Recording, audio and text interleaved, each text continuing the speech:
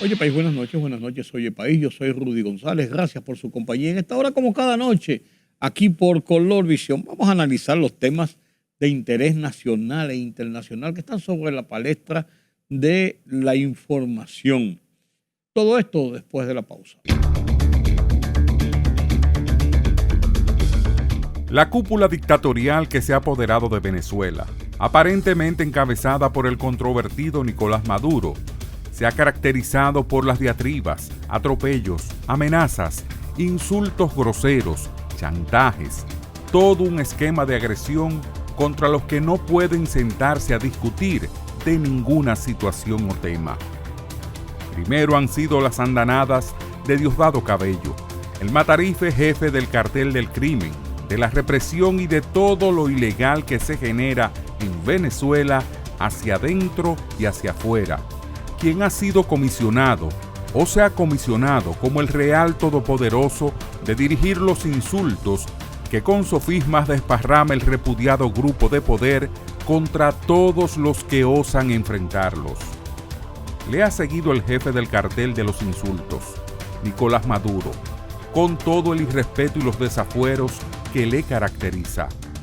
Y hoy, el blanco favorito es Luis Abinader, la República Dominicana, por el gran pecado del presidente de apelar al respeto de la expresión popular de los venezolanos, ejercida en las urnas el 28 de julio y pisoteada por la dictadura.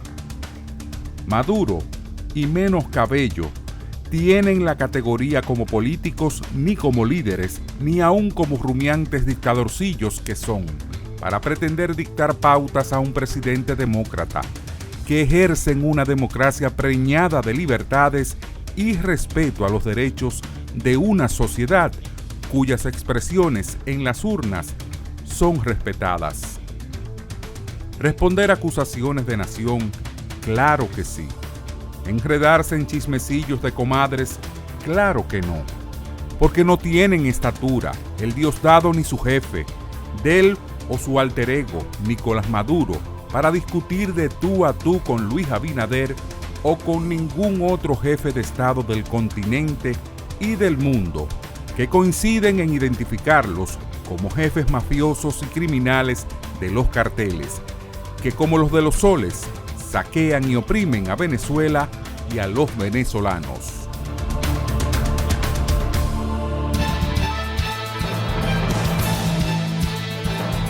El gobierno y la Sociedad Dominicana de Diarios llegaron a un acuerdo para someter modificaciones a la Ley 1-24 que crea la Dirección Nacional de Inteligencia, DNI, la cual generó críticas en sectores de la sociedad que alegan la normativa vulnera derechos ciudadanos. Al concluir una reunión en la sede del periódico Listín Diario, Percio Maldonado, presidente de la Sociedad Dominicana de Diarios, dijo que luego de semanas de discusión han llegado a un consenso que permitirá corregir las ambigüedades que contiene la norma. La vicepresidenta ejecutiva de Venezuela, Delcy Rodríguez, reiteró que República Dominicana adeuda $350 millones por compra de petróleo, al tiempo que le exigió al presidente de la nación caribeña, Luis Abinader, que pague sin dilación alguna. La también ministra de Petróleo dijo que las pataletas de Abinader desdibujan la identidad del pueblo dominicano, gran hermano de Venezuela. El presidente Luis Abinader había asegurado esta semana que no ha importado ni medio galón de petróleo de Venezuela, en respuesta a las afirmaciones del ministro del Interior venezolano, Diosdado Cabello, de que la nación caribeña adeuda a su país $350 millones por ese concepto.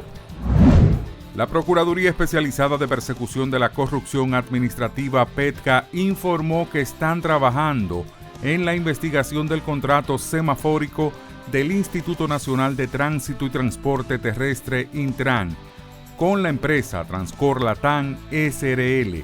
Esto tras la exigencia del movimiento cívico no partidista Participación Ciudadana, quien pidió a las autoridades dar una explicación sobre la continuidad de este contrato tras haberse anunciado la suspensión.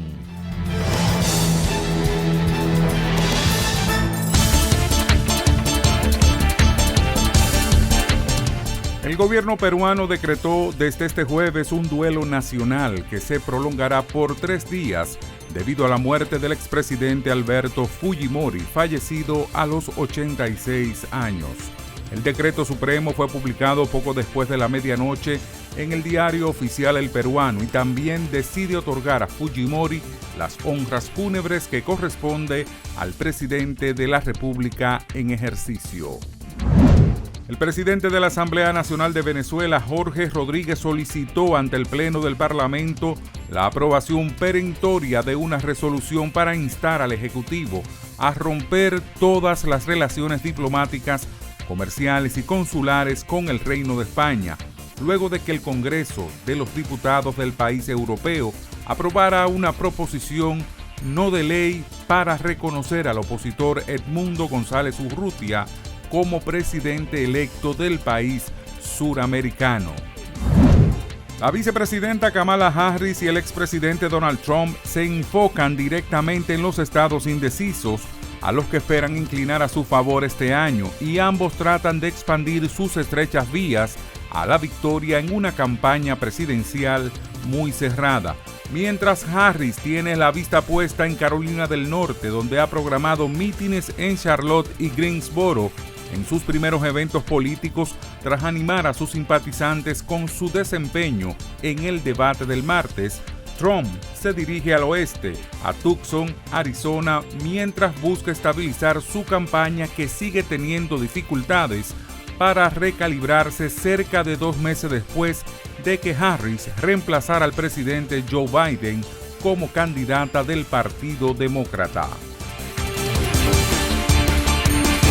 La libertad solo reside en los estados en los que el pueblo tiene el poder absoluto. Por el respeto a los valores democráticos y la dignidad del pueblo dominicano, El Rumbo de la Tarde, plural, objetivo, comprometido siempre con la verdad. Con Georgie Rodríguez, Rudy González y Ramón Colombo. Los poderosos ya están en el aire.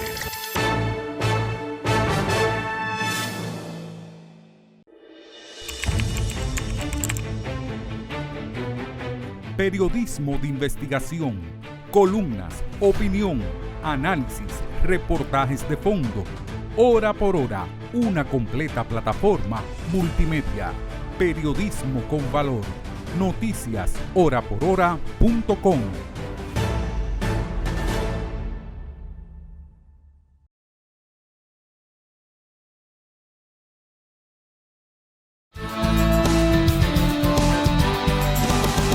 Gracias por continuar con nosotros aquí en Oye País. Conversamos esta noche con Luis de León. No necesita presentación, un viejo dirigente político, Partido de la Liberación Dominicana, pero don Luis ha destacado principalmente dentro del partido por muchos años por ser una de las personas más fervientes en mantener viva la memoria del profesor Juan Bosch, fundador del PLD. Ese ha sido uno de los grandes méritos que yo reconozco en don Luis, además de educador y muchos otros méritos, pero siempre su fervor, su interés, su decisión de mantener viva esa imagen, la vida de Bosch como parte importante y trascendente del proceso democrático dominicano, ha sido su lucha de siempre. Hoy está con nosotros, vamos a hablar un poco de PLD, vamos a hablar de lo que está pasando en el partido, lo que está pasando en la vida política nacional. Buenas noches, don Luis, gracias. Gracias. Buenas noches, don Rudy. Qué bueno González. Que me acompaña de nuevo. Gracias, es un honor. Nos honra y nos complace el estar acá con todo su público de Oye País. ¿Qué está pasando en el PLD? Hay un congreso, se ha dicho que Danilo no quiere ir, que después que sí quiere ir, que se va a sustituir el secretario general, que se van a acomodar los cargos, porque es entre dirigentes políticos del partido. No van a traer a Juaniquito Pérez de otro sitio para ponerlo en el partido, por eso digo acomodar, no se vaya a malinterpretar. ¿Qué está pasando en el PLD? Bueno, el Partido de la Liberación Dominicana, después de este colapso, ¿verdad?, de un 62, un 38, un 10%, adelantó el 10º Congreso Ordinario que lleva el nombre del compañero Reinaldo Pared Pérez, que comenzó el 7 de julio de este año. Ese congreso, el propósito fundamental es pasar revista a todas las políticas sociales, las políticas orgánicas y el desempeño del partido desde el 9º Congreso como tal. En esa dirección, nosotros como Fuerza Bochista hemos planteado la necesidad de que el partido tome decisiones de carácter histórica, ¿no? En el sentido de que produzca una gran renovación, que produzca un fortalecimiento, una gran cohesión interna y sobre todo que ponga en marcha el bochismo, que son las experiencias, las políticas éticas, morales, los métodos de trabajo, la visión democrática, las concepciones políticas doctrinarias que le dio el profesor Juan Bosch al Partido de la Liberación Dominicana. Como usted sabe, el Partido de la Liberación Dominicana, en sus estatutos, en el año de 1988, en el siglo XX pasado, definió al partido que su teoría fundamental, doctrinaria, política y social, es el bochismo. Bueno, ahora se necesitan tomar grandes decisiones para levantar el partido como ave fénix, para que esa coyuntura de un 10% sea una coyuntura que se quede en las elecciones recién pasadas y que en consecuencia el partido, de cara al próximo cuatrenio, muestre su fortaleza y conquiste el corazón del pueblo y de la sociedad dominicana, porque el PLD está sembrado en todo el país, en los 20 años de gobierno del Partido de la Liberación Dominicana, con las grandes transformaciones económicas, políticas, sociales, de conectividad internacional, etcétera, etcétera. Sin embargo, se precisa de que la dirigencia del Partido de la Liberación Dominicana, la gran dirigencia, asuma la comprensión reflexiva de todo lo que ocurrió para, en consecuencia, preservar al partido, darle la fortaleza que tiene el partido a la luz de los planteamientos del profesor Juan Bosch, quien decía que el PLD es un patrimonio del pueblo dominicano, que en el PLD no es dueño ni de personas, ni de grupos, ni de amigos, que el PLD se creó para la causa del combate a la pobreza, el combate a la corrupción, la modernización de la sociedad dominicana y crear una nación en donde haya equidad social, justicia social, desarrollo humano, etcétera, etcétera. ¿Tú crees, Luis, que el hecho de cambiar la dirigencia, de ajustar, de reajustar la dirigencia, de hacer una autocrítica de lo que pasó y tratar de enmendar situaciones internas del partido sea suficiente para que el Partido de la Liberación Dominicana pueda ganar de nuevo la posición del pueblo en las elecciones? Bueno, claro que sí, don Rudy, porque el PLD hizo una obra de gobierno que está en todo el país. En la gestión económica, la gestión educativa, la gestión social, la gestión de salud, la gestión de solidaridad, la gestión de conectividad internacional, es obra del Partido de la Liberación Dominicana. Okay. Y el pueblo dominicano, en estos momentos, que las expectativas de la gobernabilidad del actual gobierno se cayeron desde el año pasado, el pueblo está demandando de un partido, el partido más grande, más organizado, un partido con una larga carrera. Bueno, el PLD tiene 50 años, yo soy fundador del PLD, vine de Montecristi, aquí a la capital de la República, cuando se fundó el PLD, el 15 de diciembre del año 1973, cuando salió el partido del PRD, cuando el profesor Juan Bosch, nuestro líder histórico, renunció. Y el PLD es el partido que tiene una gran dimensión de presencia. Ahora, nosotros planteamos, quien les habla, aspira a secretario general del PLD, nosotros planteamos que sin renovación, sin unidad, sin bochismo, si no hay un proceso crítico y autocrítico, si no producimos una renovación crítica, autocrítica desde la cabeza hasta los pies, porque el PLD en esos años de gobernabilidad abandonó un tanto el bochismo y algunas caracterizaciones de la forma de hacer política en las comunidades, en los pueblos y en la sociedad. Entonces, el PLD tiene que regresar a tener incidencia en los frentes de masa de todo el país, los diferentes sectores, campesinos, obreros, chiriperos, las asociaciones profesionales, las asociaciones populares de amas de casa, etcétera, etcétera. El PLD, como tal, tiene que dar un viraje de cara a esta nueva situación. Y el PLD, hay que decirlo, es un pilar de la democracia.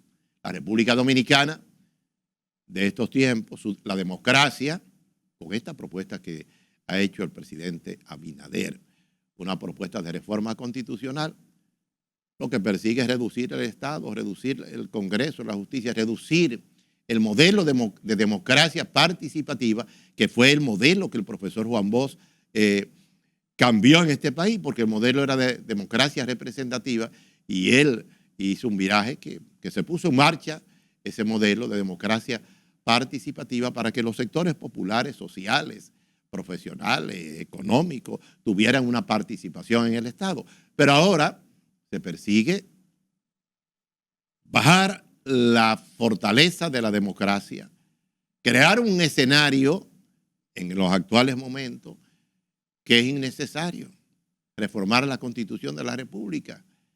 La mirada debe ser fundamentalmente, don Rudy, a resolver esta problemática de carácter económica, la inflación, la situación de inflación, la situación de inseguridad, la violencia que hay en el país, la situación del deterioro de los principales servicios del país, la energía eléctrica, el aumento de la energía eléctrica, los apagones, el problema de los grandes servicios de salud, educación, los grandes servicios, el 911, etcétera, etcétera.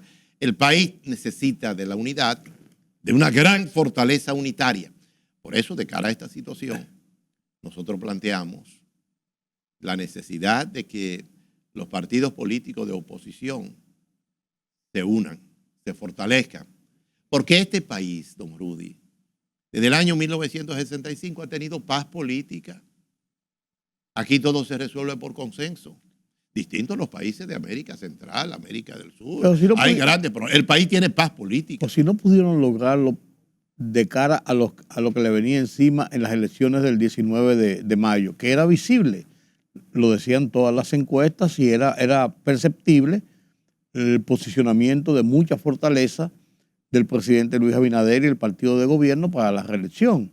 Y no fue posible lograr una unidad de criterios que pudiera ser una oposición fuerte como la que tú planteas. Entonces, ahora en la divergencia, ¿tú crees que puede ser posible?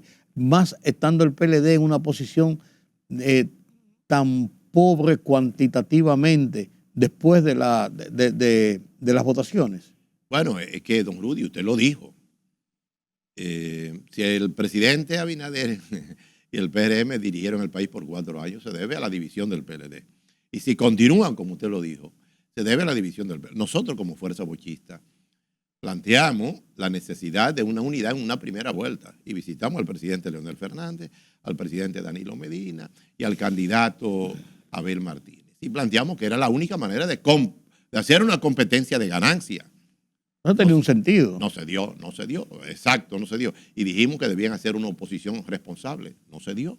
Pero que ahora todo esto amenaza la democracia, porque si la oposición política no comprende el momento político, y todo, usted sabe qué es lo que está pasando. La política en nuestro país, los partidos políticos se han convertido nada más que en agencias de aspiraciones a alcalde, a diputado, a senadores, a presidente, y han dejado de ser partidos de servicio, partidos de fortaleza para la democracia. Y en tanto tal, esa situación de ahora, la única salida que tiene que ser que se autocritiquen, que comprendan que hay que unirse, porque no es verdad que estos son momentos de postulaciones políticas, electorales. Porque eso es más complicado ahora, Luis. Ahora incluso que era la tercera fuerza, que venía con un 5% de las elecciones del 2020, en el caso de la Fuerza del Pueblo y del presidente Fernández, asume 3 veces más votación que el PLD, que se va a un 10%, y no hubo posibilidad, viendo lo que se le venía encima, de lograr eso. Yo lo veo más complicado. Lo que tú dices tiene una razón, eso debe ser, pero yo me planteo ante la realidad, ¿cómo lograr eso? Bueno, ¿Tú crees que con una renovación de la dirigencia del PLD se puede bueno, enrumbar por caminos diferentes? es que hay que cambiar, es que hay que tomar decisiones de carácter profunda que tienen que ver con la misma estructura de lo que es el PLD y su propósito y su misión. Y para eso hay que cambiar un poco el cuadro, el frente. Juan Bosch decía que la política es la guerra, que lo que más se parece a la política es la guerra y que cuando el Estado Mayor pierde la guerra, tiene que tocar retirada. Parte de la dirigencia del partido tiene que un poco ceder, ser flexible y comprender el momento, porque más importante que nosotros es el partido, más importante que nosotros es el pueblo. Los partidos se deben al pueblo, Claro. al soberano pueblo dominicano. Entonces, no son tiempos de imponerse los liderazgos de forma mesiánica o de forma material, normal. A la política hay que democratizarla, hay que abrirla más, hay que darle la verdadera concepción bochista de servicio. ¿Cómo está tu candidatura, tus aspiraciones a la Secretaría General de cara a lo que es el concierto de la dirigencia del partido, que son finalmente los que van a votar por esas elecciones, prácticamente? O sea, son los que van a dirigir ese proceso. Bueno, fíjese, la base del partido de la Liberación Dominicana quería volver al gobierno. Por eso aprobó la unidad. Porque esas decisiones que tomaron la élite son decisiones de ego. Esas fueron decisiones de ego. Esos egos no pueden imponerse a la soberanía partidaria. Todo el mundo quiere, el partido como tal, quiere volver al poder. Nosotros planteamos la vuelta al bochismo y la vuelta al poder, con una renovación y con una transformación. Las dos herencias fundamentales son el presidente del partido y la Secretaría General. ¿Qué resulta? Ellos los dos, el 27 de mayo de este año, cuando ocurrió todo lo que ocurrió, los resultados electorales, plantearon ante el comité político y el país que iban a renunciar, que se proponía que no le tomaran en cuenta, que renunciaban a la aspiración de presidente ejecutivo y secretario general ejecutivo del partido para permitir una renovación. Pero de aquí a allá se ha producido un retroceso en ese sentido. Sí, como lo que parecía bien, como que se volvió para atrás. Exactamente. Por lo menos en el caso del presidente. En el caso del secretario general no he visto. No se ve, no se ve tan, ¿verdad? Sí. Correcto. ¿Qué resulta? Que el Partido de la Liberación Dominicana no puede petrificarse en el momento como tal y un grupo de dirigentes que asumen, y eso no es bochismo, que asumen que por su papel en el Estado, su papel político, tienen que estar. Pueden ser miembros del comité central, comité político, pero no en la estructura dirigencial y activo que necesita el país. Acá, con todo lo que está ocurriendo en el país, puede generarse una situación porque una reforma ahora propuesta fiscal, tributaria, podría ser, ¿verdad?, una puñalada en el estómago y en el corazón del pueblo dominicano, de los más deprimidos, de las clases sociales, la clase media y los sectores populares. Y necesita de un Partido de la Liberación Dominicana que muestre su vocación de poder. Si el PLD no sale de este Congreso, decimos Congreso, Reinaldo Pared Pérez, unido, renovado, bochista, fortalecido, bueno, la confianza en volver al poder, la garantía de que vuelva al poder. Se va alejando. Se va alejando, entonces se pierde la vocación de poder. Bueno, vamos a ver qué hace don Luis de León en esta. ¿Cuándo va a ser la elección? ¿Para cuándo se estima? Bueno, se estima eso será para septiembre. El mes, para ahorita, o sea, ya, ahorita. Sí, ya, dentro de un ahorita. mes más o menos. Septiembre, octubre. Sí, septiembre, octubre. O sea, está a la vuelta de la esquina. La elección. De manera que nosotros esperamos que el pueblo incida también en esas decisiones, porque los partidos no son propiedades de los militantes ni de la dirigencia. Definitivamente. ¿Verdad que sí? Que incida porque la República Dominicana necesita de preservar su democracia sobre la base de la paz política, lo que le decía ahorita. La paz política es necesaria para avanzar. Si se pierde la paz política y pasamos a una etapa confrontacional, anárquica, se afecta a la democracia. Y en eso tiene responsabilidad el liderazgo político nacional, los líderes de los partidos a todos políticos. los niveles. Si se quieren imponer quieren imponer sobre la base de ser ellos, afecta mucho la gobernabilidad de la República Dominicana. Eso es así.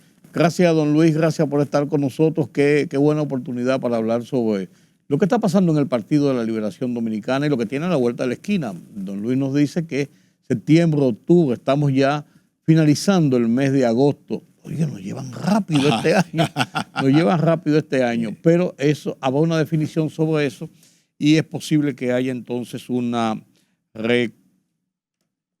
remodelación, reconformación de las fuerzas dentro del partido de la oposición. Permítame levantar la bandera dominicana Claro y felicitarle a usted, que fue distinguido como una personalidad de honor del Instituto Duartiano. Usted ha sido un patriota. Es necesario que en estos tiempos se preserve la soberanía, la Constitución y la democracia en la República Dominicana. Levantemos la bandera. Gracias, don Luis, muy amable de su parte. Gracias a ustedes por haberme acompañado en este conversatorio con don Luis de León, viejo dirigente del Partido de la Liberación Dominicana. Cuando digo viejo, no es de edad, sino en el tiempo de militancia y además de eso, aspirante a la Secretaría General del PLD en este proceso de renovación que ha anunciado el partido de oposición.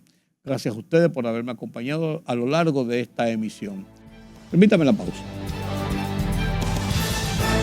La libertad solo reside en los estados en los que el pueblo tiene el poder absoluto. Por el respeto a los valores democráticos y la dignidad del pueblo dominicano, el rumbo de la tarde, plural, objetivo, comprometido siempre con la verdad. Con Georgie Rodríguez, Rudy González y Ramón Colombo. Los poderosos ya están en el aire.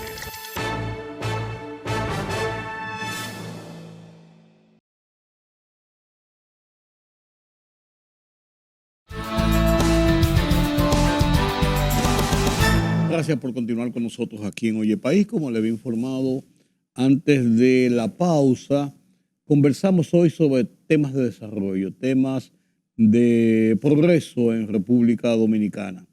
Un punto trascendente en todo este periodo de desarrollo del proceso democrático que ha vivido el país después de la caída de la dictadura, de la guerra civil, cuando el país comenzó a dar sus pasos que han sido agigantados hasta ahora para poder consolidarse en una economía con la estabilidad a la dominicana que tenemos, con la democracia a la dominicana que tenemos y que nos ha funcionado a final de cuentas.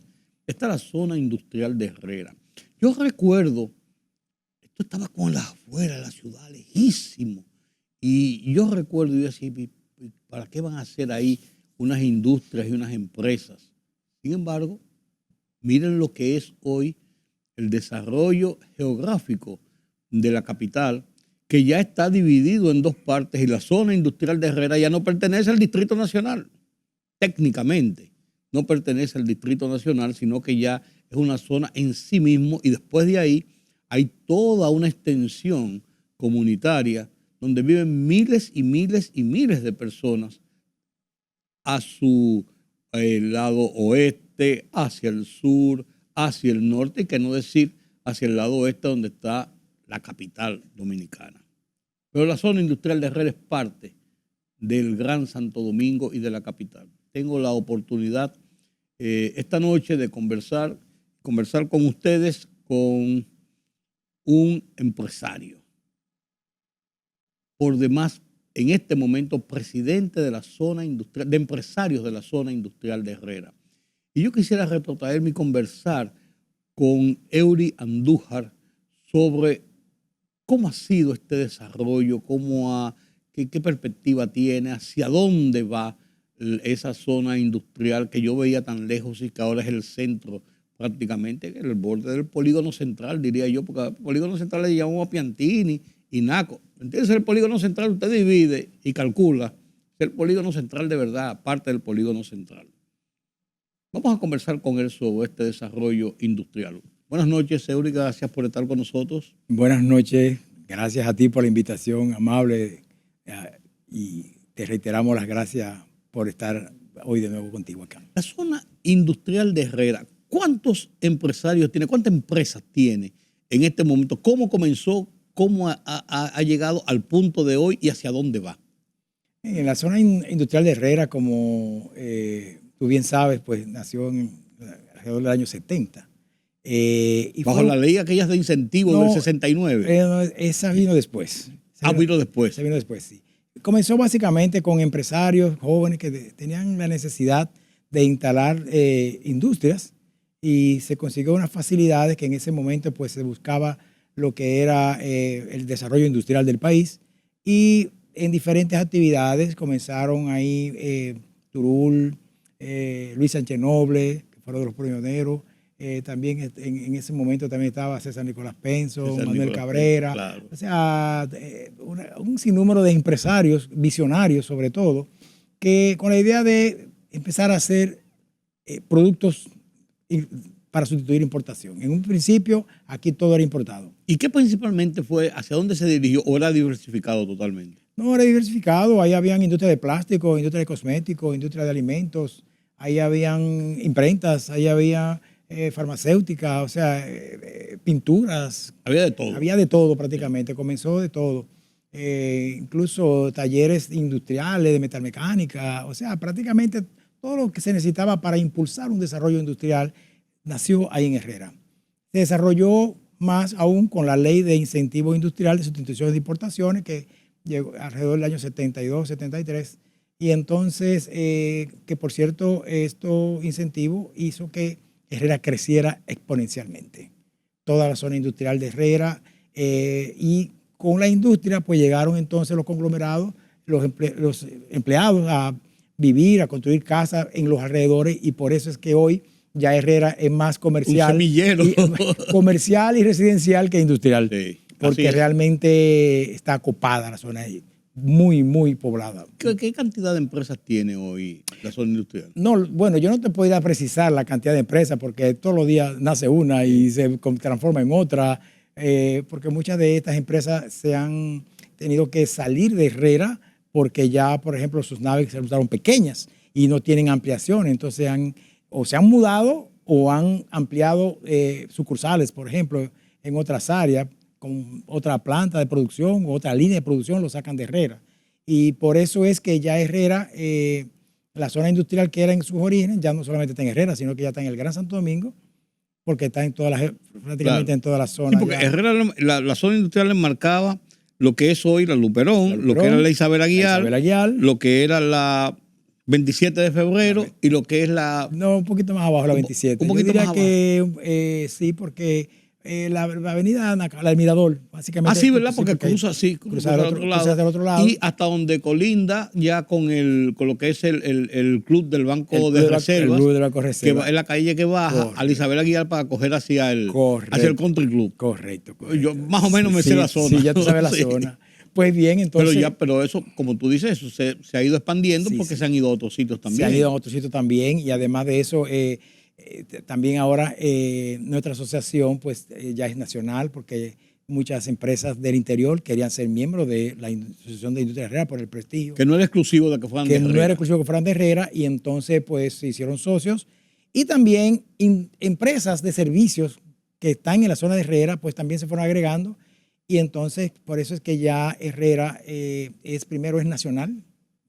Y segundo, ya no es solamente industrial, sino que es multisectorial, porque también incluye servicios.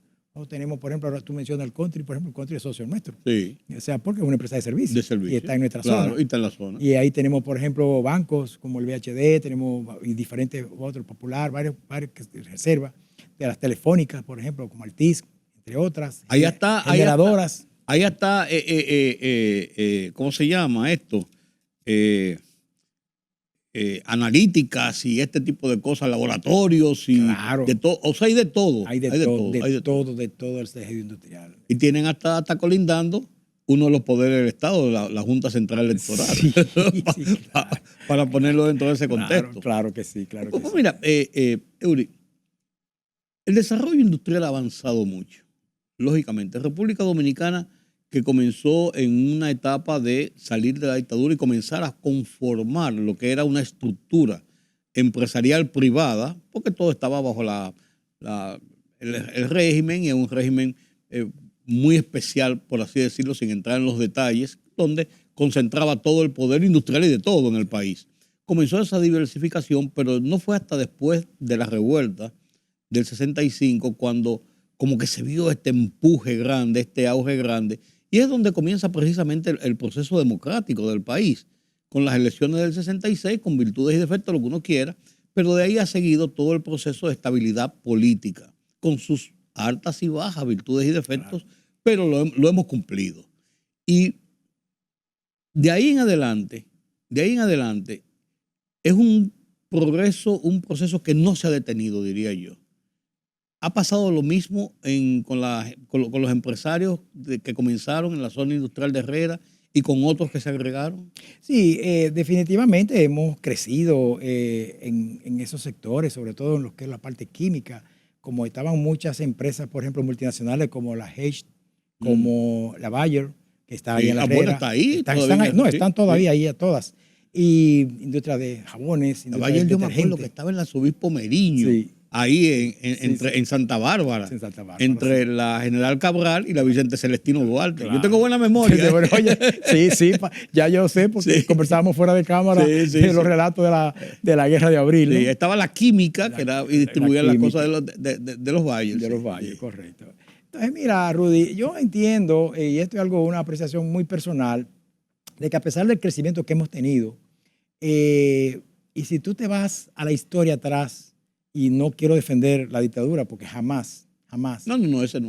Pero yo me pongo a pensar que en esos momentos, me remonto al año 61, imagínate el país, nosotros teníamos una fábrica de batería, teníamos una fábrica de pintura, teníamos una fábrica de mármol, teníamos... hasta la industria de la aguja. Industria del agua. Nosotros teníamos telares. Los María que vinieron, telares. Claro, telares. Nosotros teníamos una cantidad de una industria de armas. Ahí te iba a llevar yo. Fabricábamos ametralladora, escopeta y revólver. Sí. El revólver Enriquillo y la Cristóbal, ¿verdad? Claro, entonces, estamos hablando que sin el 50 y no sé cuánto, nosotros tenemos esa tecnología. Y países como Vietnam, países como Corea, todos esos países, los tigres asiáticos, que hoy son los grandes. Que hoy son los grandes, nosotros estábamos superiores a todos ellos. Sí. Entonces, ¿qué pasó? ¿Por qué nosotros no somos hoy Taiwán o no somos hoy Singapur, por ejemplo? ¿Por qué? ¿Por qué? Pues esa es la pregunta que yo me hago también. Sí. ¿Por qué no lo somos? Deberíamos ser ya hoy, y si no estamos tan lejos, pero realmente yo entiendo que comienza un problema cultural. Sí, Hay un problema realmente de lo que es una visión de Estado que tuvieron esos países, sobre todo con Chiang Kai-shek, ¿verdad? Y después la guerra también los obligó. La guerra también cambió todo. Pero yo entendí, el dique de Félix Benítez, ahí se reparaban barcos. Y ahí se fabricaban barcazas y cosas. Eso hoy debíamos estar haciendo primero armas y exportando, revólver, escopete, aunque no competamos con la GLO, pero pudiéramos estar, esa fábrica, la tecnología que tenía esa armería. En esa época, hoy debió ser una industria completamente diferente y con robótica y con todo esto. Nosotros tuviéramos otro nivel. Sí. Pero como era todo lo que era del Trujillo, todo eso había que desbaratarlo. Sí. Y realmente eso fue un retroceso grande. Porque todo lo que representa eso se destruyó. O sea, estamos hablando que si el dique de Félix Benítez estuviera reparando yates, esos esos millonarios que vienen a casa de campo con su yate, a lo mejor le queda un mantenimiento. Sí, se van a su yate y viene el capitán, lo llega acá y lo repara. Eso deberíamos estar haciendo hoy en día. Así es. Y lo que es un deshuesadero de barcos viejos. Barcos viejos. Y pudiéramos estar fabricándose ya lancha, yola, y se puede exportar. O sea, quizás de lo único, pienso yo, así pensando en lo que tú estás relatando, quizás una de las empresas que más sobrevivió en ese momento de la época fue lo que es la Sociedad Industrial Dominicana hoy. Claro. Que se mantuvo y tenía inversiones de la dictadura, pero el sector privado asumió gran parte de eso y lo continuó y lo aumentó. Y fíjate lo que es hoy esa empresa, lo que se convirtió hoy. Sí. Porque se mantuvo. Imagínate que eso hubiese... los japoneses tienen un término que a mí me encanta usarlo, en una certificación que yo hice de calidad, se llama Yokoten. Yokoten es tú tienes un proceso, tú lo mejoras, lo pones lo mejor que tú puedes y después tú lo replicas. Ese proceso de replicar eso es un Yokoten. Y eso debió hacerse, lo que se hizo con la Sociedad Industrial Dominicana, debió repetirse en todas las otras empresas. Sí.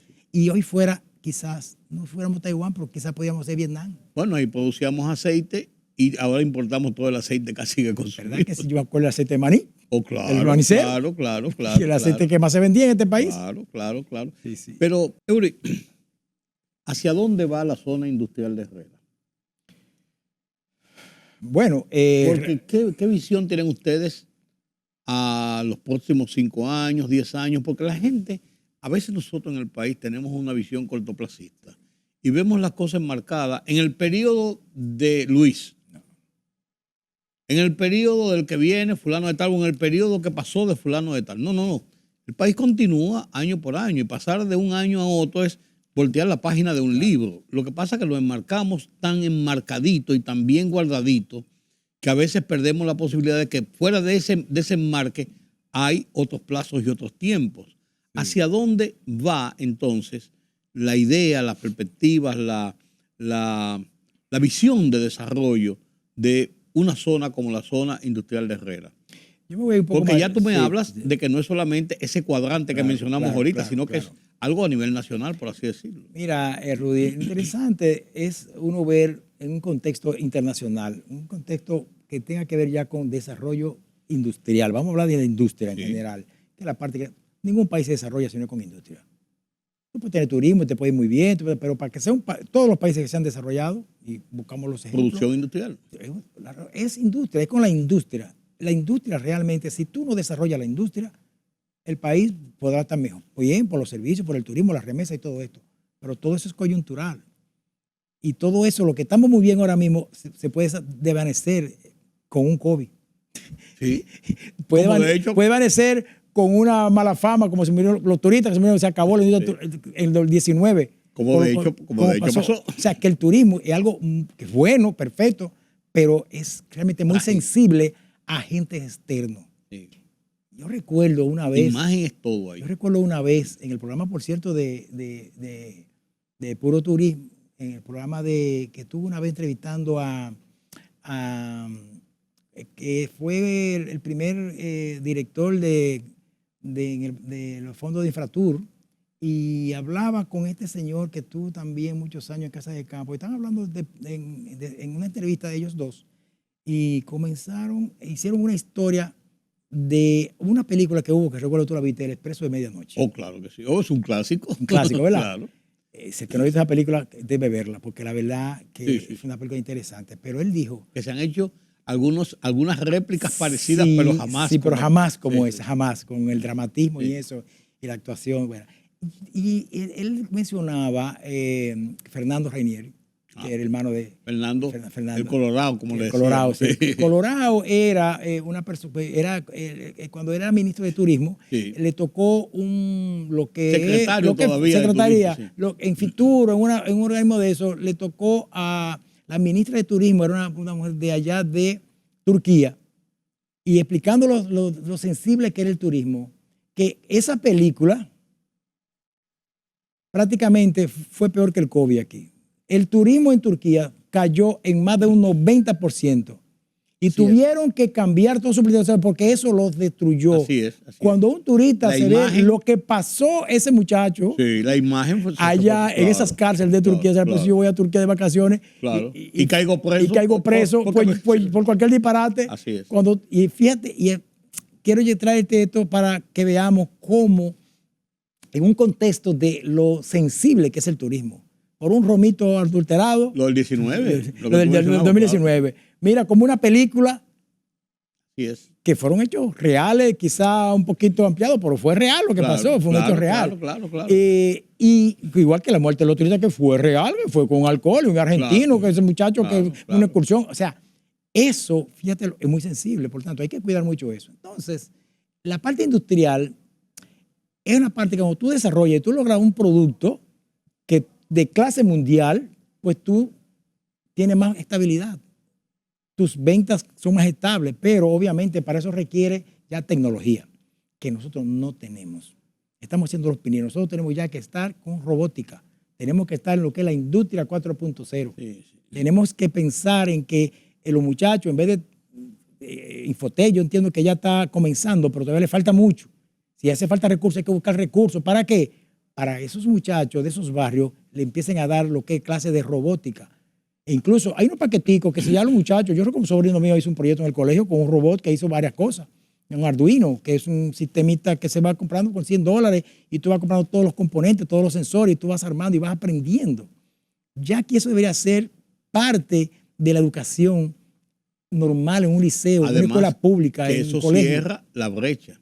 Cierra Porque la brecha se expande mucho y muy rápido. Si los de clase media, media alta y alta tienen acceso a esa tecnología y los de bajo no, la brecha se expande. Siempre va a ser. Y siempre hay que buscar la forma de cerrar esa brecha. Y déjame decirte, las zonas francas, fantástico, estamos en las zonas francas, pero la proyección en zona franca es que esos 15 o 20 años desaparezcan. ¿Por qué? Porque toda esa costura, toda esa cosa que estamos haciendo, lo van a hacer los robots. Sí. La maquila. La maquila, ¿verdad? La maquila aquí mundialmente está fea, porque cuando tú pones un robot, ya antes un brazo robótico de eso que te hace operaciones, eso costaba $800,000, $1,000,000. Ya hay brazos de esos en 40, $30,000. O sea, que prácticamente tú tiras un numerito que te cuesta un operario, y si tú automatizas eso, primero, no se equivoca. Segundo, no se enferma. Tercero, ya tú sabes, no voy a hablar de salario y cosas de eso, y prestaciones y todo eso. O sea, contra eso que hay que ver. Y ahora, ¿qué tiene que ser? Empleo de calidad. El que sepa programar ese robot. El que sepa operar equipos de ese tipo automatizado. Y por ahí es que nosotros tenemos que decía José Joaquín Puello en una entrevista que yo le hice recientemente. Yo hablaba del robot. Yo le decía, pues usted es una eminencia en operaciones del cerebro, de conocer todo lo que es el cerebro humano. Y entonces estos robots, y si un robot de esos se le resbala el cosa, me dice, Rudy, esos robots son 105% perfectos. No que son 100%, 105% perfectos. Ahí no hay equivocación. Ahora, ¿dónde está el tema? Saberlo operar. Lo que tú estás diciendo. Consolido perfectamente eso que tú dices. Y lo dijo una persona que tiene calidad para decirle eso. Yo te voy a poner un ejemplo. Un cirujano, por ejemplo, nosotros, los hombres de próstata, por ejemplo, digo, porque un amigo mío se hizo esta operación, fue a Nueva York a hacérselo con un robot que le llaman Zeus, o sea, Dios. Eso es Zeus. Ese robot tiene la precisión y la capacidad de, por ejemplo, esos nervios que, por ejemplo, de manera análoga se hacen esa cirugía, es cortando aquí, cortando allá. Pero si tú te equivocas y cortaste por otro lado, ya usted sabe que usted va a dejar de ser reproductivo. No, y lo que puede generar. Todo lo que puede pasar por ahí. Sin embargo, este robot, primero, él está viendo ese nervio que es del tamaño de un cabello, él lo ve como la soga de un barco y corta con una precisión prácticamente perfecta, que un humano no lo va a poder hacer. Apenas tenemos 2 robots en República Dominicana, uno que está en el Homs y uno que acaban de instalar hace unos meses en la Clínica Abreu. La Clínica Abreu, sí, correcto. Pero nosotros que estamos en una zona de desarrollo, como la de nosotros, estamos hablando de turismo de salud. Turismo de salud. Debíamos tener 10. 10, 20. Por así decirlo. Sí. Debíamos tener 2 ahí en el Instituto del Cáncer, por ejemplo. Es correcto. Pero vamos dando los pasos. Vamos dando los pasos. ¿Qué puede pasar con esta visión de un sector empresarial pujante con el tema de la reforma fiscal? Y lo digo por lo siguiente. Todo el mundo está contesta en República Dominicana de que es necesario ajustar el tema impositivo en República Dominicana en pro de que el Estado, de que el gobierno, el Estado, tenga los recursos para las operaciones y cumplir con la deuda que tiene el país, el Estado, es una factura social que se va acumulando. Todo el mundo está contento de eso, pero nadie quiere que lo toquen, porque nadie quiere estar en desventaja de otros. Entonces, hay muchas expectativas, muchas tensiones con esto de la reforma fiscal. Ustedes como empresarios en la zona industrial de Herrera, yo les marco la zona industrial de Herrera, pero empresarios en sentido general. ¿Qué visión tienen sobre esto? ¿Lo han analizado? ¿Qué perspectiva tienen? ¿Por dónde ustedes creen que debe llegarse a un acuerdo o un gran pacto, como ha dicho Celso Juan Marrancini, el presidente del CONEP, que ha estado predicando, hacer un pacto social en que participe la empresa y el Estado y la sociedad dominicana? Claro. Totalmente de acuerdo, Y de hecho, nosotros en Herrera entendemos que la reforma fiscal, como ya tú bien lo expusiste, es prácticamente crónica de una muerte anunciada. Eso ya está pendiente desde el 2012, que se hizo creo que la última. Entonces estamos hablando de que debemos tener una reforma fiscal, pero que sea integral, que sea algo que ya sea un procedimiento. Nosotros necesitamos que la inversión pública, un porcentaje X en inversión, que el gasto se reduzca, porque el gasto tiene que reducirlo. Lo que pasa, Rudy, es que todos queremos afectar a aquel, afectar a otro. No podemos seguir cargando lo mismo que se pagan.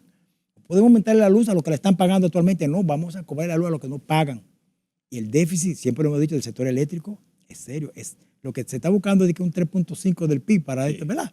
Pero el déficit es 1.5. O sea, si tú empiezas a reducir primero en 0.5, después en 1, cuando tú tienes un par de años, 2 o 3 años, nosotros podemos tener eso que debió haberse hecho cuando se firmó el pacto eléctrico. Eso era parte del pacto eléctrico, reducir las pérdidas. Y lo que han hecho es que han aumentado. Y lo que pasa es que cuando se cruza la política del populismo electoral principalmente, ahí todo se paraliza y todo se queda, porque nadie quiere ser la oveja negra.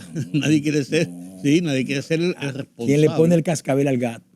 Pero alguien tiene que hacerlo. Alguien tiene que hacerlo. Y por eso yo decía que Luis está en este momento, es el mejor momento de hacerlo. Primero, no se va a reelegir. Eso es lo primero. Segundo, él tiene un compromiso con el país, ¿verdad? De pasar a la historia como un presidente que hizo las transformaciones que había que hacer.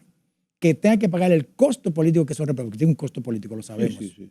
Porque aquí él tiene un grado de popularidad que lo puede ayudar a compensar, esa parte. Y sobre todo explicado claramente por qué y qué va a pasar con esto, dónde vamos como país. O sea, entendemos nosotros que ese gran pacto social, como bien lo dijo Celso Juan, es un pacto importante, necesario, y entendemos que si el gobierno da el ejemplo primero, comienza a hacer un proyecto como lo anunció en el almuerzo que tuvimos cuando era con los candidatos que hicimos. Con nosotros, él nos dijo que iba a reducir 8 ministerios, se iban a eliminar. Entonces, eso debe ser una realidad. Comenzar a reducir ministerios, comenzar a reducir la nómina del que no hace nada. El que está trabajando y hace perfecto. Pero sabemos que en el gobierno pasado, pues muchos de esos empleos que estaban ahí están blindados porque ya están en la carrera administrativa y ya no lo pueden cancelar, a menos que haya una. Pero el que no está trabajando, el que no está haciendo una labor, hay mecanismos para cancelarlo. Tiene que eliminarse eso. Entonces ellos están nombrando personas porque no han podido poner su gente. Sí. Esa es la realidad. Qué interesante. Gracias, conocer la visión de los empresarios sobre nuestro país, sobre nuestro desarrollo, sobre la necesidad de ser más proactivos y además de tener confianza en que este es un país que tiene todas las potencialidades y que tiene todos los buenos deseos de echar hacia adelante. Y no importa lo que digan algunos. Sí. Y aparte de eso, Rudy, para concluir, quería decirte que realmente como nos están viendo fuera de aquí. Por ejemplo, yo estuve en Colombia el año pasado en un seminario de calidad en el Incontec, que es un instituto de calidad regional de mucho prestigio. Y a mí se me acercaban muchos empresarios que estaban en ese proyecto a preguntarme del país, ¿pero qué están haciendo? ¿Cómo lo están haciendo? Porque ustedes sí están bien, pero qué país que se ve, o sea, impresionado con lo del país. O sea, digo, pero ¿de qué país que tú me estás hablando? Sí. Uno no se da cuenta. Tú no se da cuenta, pero cuando tú miras la realidad de otros países, esos numeritos que se expresan y todo eso que se ven es una realidad. Que haya una mala redistribución de la riqueza, que haya que hacer unas cuantas cosas, sí, pero la realidad no se puede esconder. Así es. Pues tú que mencionas así Colombia rápidamente, si uno es así, mira para atrás, si ves Centroamérica entero, si te subes a Venezuela, si pasas por Colombia, con todas sus virtudes y defectos, o si te vas a la zona andina, Ecuador, Perú, Bolivia, por Dios. ¿Cuántos presidentes lleva Perú entre 2 años? No, y Fujimori quiere ser candidato otra vez. Además. Por Dios. Gracias, amigos. Qué bueno que me han acompañado en este conversatorio. Yo creo que ha sido de mucho interés y de mucha información con Eury Andújar, que es el presidente de la Asociación de Empresarios de la Zona Industrial de Herrera. Una zona industrial que no está enmarcada en Herrera ni en el cuadrante de que le hablaba ahorita, sino que ya está a nivel nacional, además que representa uno de los potenciales de desarrollo de República Dominicana. Eric, te reitero las gracias, por haber dedicado este tiempo para mí y para mis televidentes. Gracias a ti, Rudy, de verdad. Y Tenemos a tu disposición cuando Claro. necesites. Sí, que nos dio brega, pero lo conseguimos. Sí, sí, sí. Ustedes no conocen esa parte de la historia, No, ni se la voy a hacer. No, no se la haga, no. Gracias por Déjalo. acompañarme. Nos vemos en la próxima. Yo soy Rudy González. Pasen un feliz resto de la noche.